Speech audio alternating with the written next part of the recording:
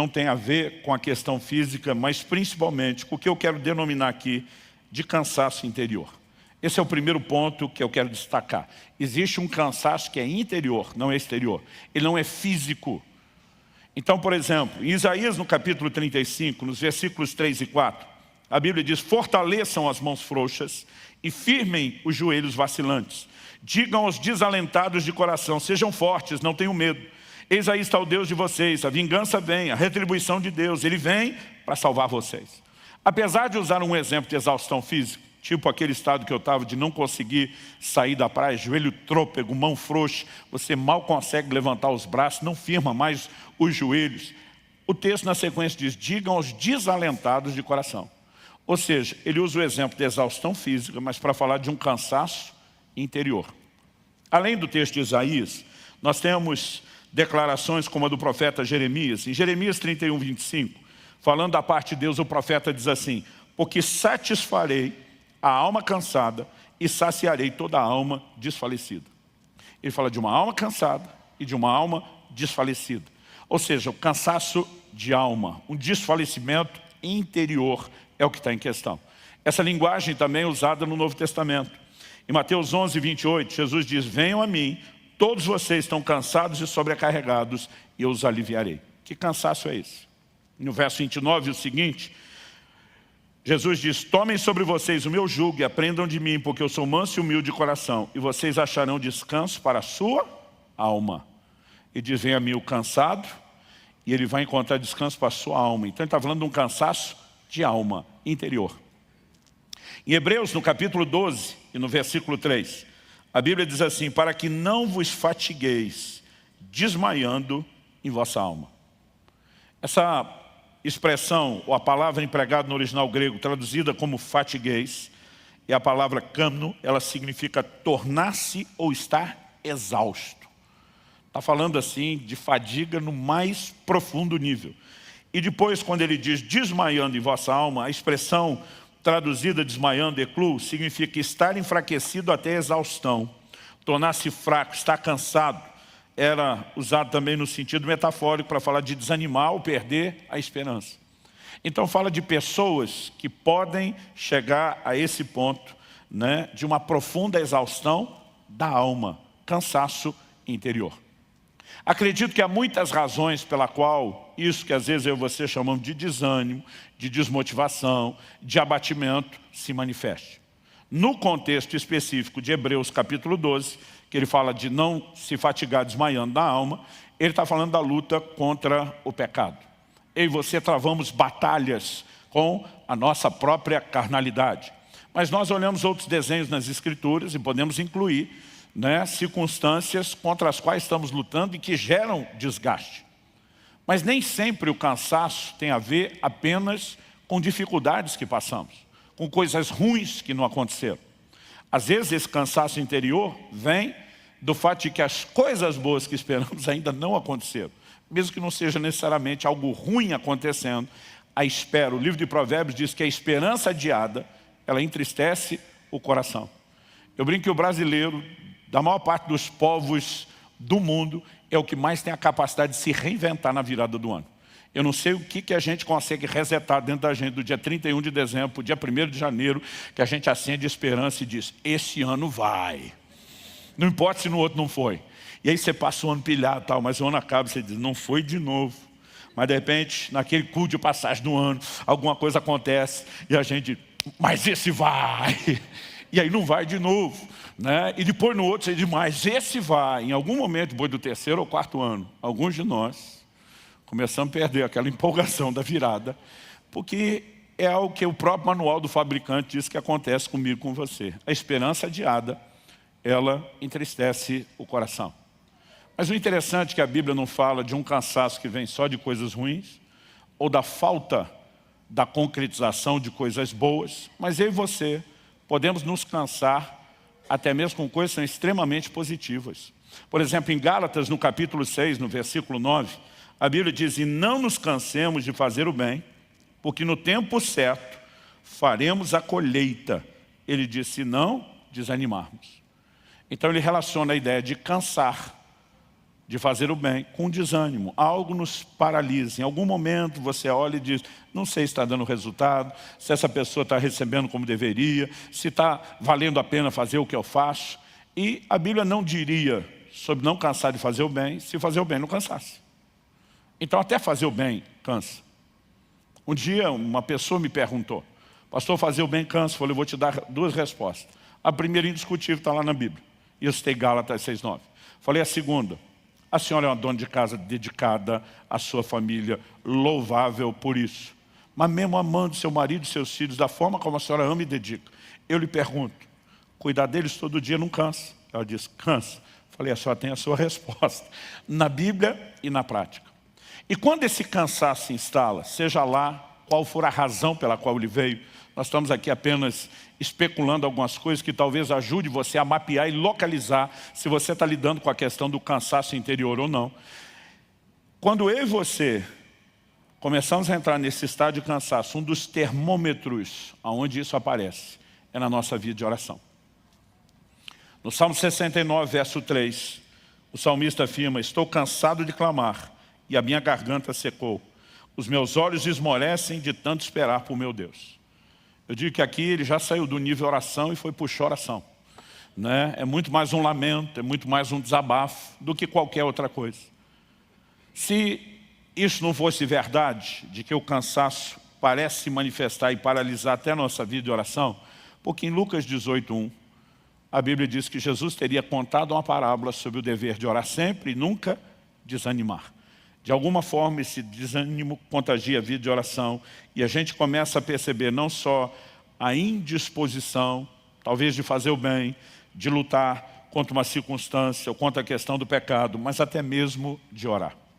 E é quando nesse outro terreno a coisa começa a se manifestar que eu e você podemos ter problemas maiores. Porque pelo menos esse aspecto da oração é o ponto onde a gente podia mudar e reverter o quadro. E eu quero chamar a sua atenção para o fato de que Deus fez uma promessa.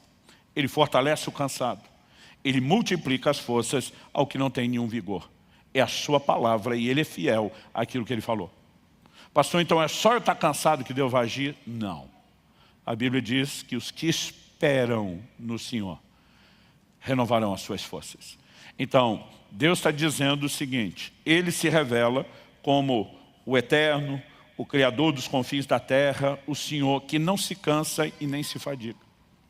E esse Deus que não se cansa, que não conhece o que é cansaço, porque é um ser absoluto, completo, onipotente, Ele diz, eu quero usar o que eu tenho, que é essa força que nunca se cansa, para estender a você que não tem o que eu tenho, a força que te faz superar o seu cansaço, inclusive o seu interior. Mas de alguma forma esse posicionamento de esperar, de depender de Deus, é que pode nos conectar com uma provisão, repito, sobrenatural. Estou falando de algo que é maior do que mera motivação ou encorajamento emocional. E nós precisamos aprender a conectar com Deus. Quando experimentamos sua intervenção, e essa é a segunda coisa que eu vou destacar, a primeira foi enfatizar o cansaço interior, eu e você podemos viver dois níveis distintos de experiência com Deus, no que diz respeito à forma como Deus nos fortalece quando estamos cansados. A primeira delas, eu definiria como aquela quando o Senhor vem a nós. A segunda, eu definiria como aquela que nós temos que ir a Deus. E não importa a dinâmica, se o Senhor está vindo ao nosso encontro, se nós decidimos ir ao dele, são dois formatos reconhecidamente bíblicos, através do qual Deus se manifesta e intervém na nossa vida. Então me deixa dar tanto um exemplo bíblico como um exemplo pessoal que ilustre a aplicação da verdade bíblica sobre cada um dos dois. Em 2 Timóteo, no capítulo 4 e nos versículos 16 e 17, o apóstolo Paulo diz assim, na minha primeira defesa, ninguém foi a meu favor, todos me abandonaram. Outra tradução diz, ninguém esteve ao meu lado. A NVI diz, ninguém apareceu para me apoiar. E depois de dizer que todos o abandonaram, Paulo diz que isso não lhe seja posto na conta. Verso 17, mas o Senhor esteve ao meu lado e me revestiu de forças para que através de mim a pregação fosse plenamente cumprida e todos os gentios a ouvissem e fui libertado da boca do leão. Eu acho o máximo Paulo falar, e daí? Que essa turma com quem eu tinha uma expectativa, gente que me ama, que se importa, que eu contava que estivesse lá, não apareceu. Ele diz, o Senhor esteve ao meu lado e me revestiu de forças. Ou seja, esse posicionamento de Jesus estar ao lado, não é ele estava ao meu lado para fiscalizar, para ver como eu iria reagir. Ele estava ao meu lado para intervir. Ele estava ao meu lado para me revestir de forças. E eu e você podemos ter experiências onde o Senhor vem nos socorrer no momento de necessidade, onde Ele se coloca ao nosso lado, Ele vem a nós para nos comunicar forças. E uma das primeiras experiências, marcantes pelo menos, que eu tive nesse sentido, eu estava no primeiro ano do meu ministério pastoral, nós estamos falando, né, de 94, que eu comecei a pastorear em dezembro de 93, antes disso eu passei alguns anos viajando, pregando no ministério itinerante, e não bastou alguns, não tinham passado muitos meses, bastou um pequeno período de tempo para que eu tivesse já que lidar com um grande desânimo. Foi uma somatória de circunstâncias, lutas e desafios pessoais, né, que envolvia inclusive o recentemente ter deixado a casa dos pais, morar no estado e num lugar longe, numa época que a comunicação era complicadíssima e dificílima, né? Some-se a isso outros problemas e crises que eu mesmo vim enfrentando, os desafios de um ministério pastoral que era diferente de quem vivia no itinerante, só de conferência de avivamento em conferência de avivamento, agora ajudar os crentes a lidar com os problemas, você ter a realidade do dia a dia, de gente que você investe e não corresponde, aquilo tudo foi somando. Eu lembro de uma manhã que eu acordei para lá de desanimado. Eu lembro que uma das primeiras coisas que eu falei para Deus quando acordei foi a seguinte, falei, a tua palavra diz que o Senhor está conosco todos os dias até a consumação do século. E eu sei que a tua palavra é que é a verdade e não o meu sentimento. Mas deixa eu ser honesto com o Senhor a respeito de como eu estou me sentindo. Já aprendi há muito tempo a ser honesto com Deus. Até porque mesmo que você não seja, Ele sabe como você está. Né? Então eu falei para Ele, a sensação que eu tenho é que o Senhor me jogou nessa cidade, trancou a porta por fora, engoliu a chave, se mandou e me largou aqui sozinho. E não tem nem como fugir daqui. E eu falei para Deus, o sentimento é de abandono. Falei, eu sei que isso não é verdade, mas eu não estou conseguindo alinhar a minha emoção com a verdade da palavra e quero ser honesto. Levantei, fui para uma reunião de oração que a gente tinha logo cedo. De lá comecei os atendimentos, né? Que tínhamos agendados aí o tempo todo, um pedaço do almoço, começo da tarde livre, fiz um monte de visita, voltei para os atendimentos, emendei para um culto à noite. Depois do culto, tínhamos uma situação difícil para resolver e eu gastei horas numa reunião de conciliação familiar. Eu lembro que eu cheguei em casa, era depois de 1h30 da manhã, antes de 2, mas jamais de 1h30. Cheguei tarde, cansado, pelo menos aquele dia corrido me distraiu, não me deixou lembrar do sentimento. Mas eu lembro que a hora que eu estacionei o carro, o estacionamento ficava atrás de um prédio que eu morava. A hora que eu desliguei o carro, eu percebi, no instante que eu desliguei o carro, que a luz que normalmente acendia automaticamente à noite ali no estacionamento, provavelmente estava queimada com algum problema, estava tudo muito escuro. Tão escuro a ponto de, naquela época, você não fechava carro no controle, era na chave. Né? A ponto de eu ter dificuldade de localizar ali a fechadura para conseguir. Enquanto naquela missão no escuro, tentando fechar o carro com a chave, uma voz rouca e cavernosa ressoa atrás de mim. Você está cansado. Eu já ia virar repreendendo o Satanás. Depois eu levei em consideração a segunda possibilidade. Quem vive aprontando com os outros, sempre fica meio que de prontidão com o que podem fazer com ele. A Bíblia diz que quem semeia vento colhe tempestade. Naquele momento, eu dei primeiro uma olhada, falei, antes de eu dar motivo para depois ainda tirar com a minha cara, olhei para a janela do prédio onde morava, se não era outro amigo, a voz não era dele. Né? Enquanto eu estou ali procurando, sai um irmão das trevas, do canto mais escuro, rindo. Era um irmão da igreja que usava o mesmo estacionamento. Falei, pastor, desculpa, eu não resisti. Eu vejo que vocês estão sempre aprontando com o outro. Vocês, era principalmente eu, e o pastor Luiz Gomes, que ministrou aqui no Sobrenatural. Nós dividimos um apartamento quando solteiro. E eu só pensando, miserável, você me paga, vai ter troco. Né? Eu por fora sorrindo, cara de paisagem, por dentro assim, a maldade já programando o que é que eu podia fazer de volta. E eu acho que distraído com aquilo, eu não tinha percebido o tamanho do susto que eu levei. Na hora de subir a escada, e era um andar só, o apartamento que eu morava era um andar de cima só. Eu percebi o tamanho do susto, que as pernas estavam mole. Estava difícil subir a escada, eu só pensando, vai ter troco. Mas ao mesmo tempo que eu planejava a minha vingança, eu estou nessa, não quero que me peguem de novo. Então eu entrei com muito cuidado na casa, dei uma boa olhada, né? Eu lembro que quando passei vi a porta do quarto do Luiz fechada, pensei, já deve estar dormindo, mas por precaução, a hora que eu entrei, fechei a minha. Eu tinha um dispositivo de segurança, depois que eu trancava aquele quarto, ninguém entrava. Mesmo assim, por precaução, olhei embaixo da cama, nada, abri o guarda-roupa, eu sei que você vai ficar tentando imaginar tudo que a gente aprontava um com o outro, coisa de moleque mesmo. Quando eu tinha certeza que não tinha mais ninguém para me dar um susto, fui para a cama dormir. E, gente, eu calculo que deve ter sido de 2 a 3 minutos só.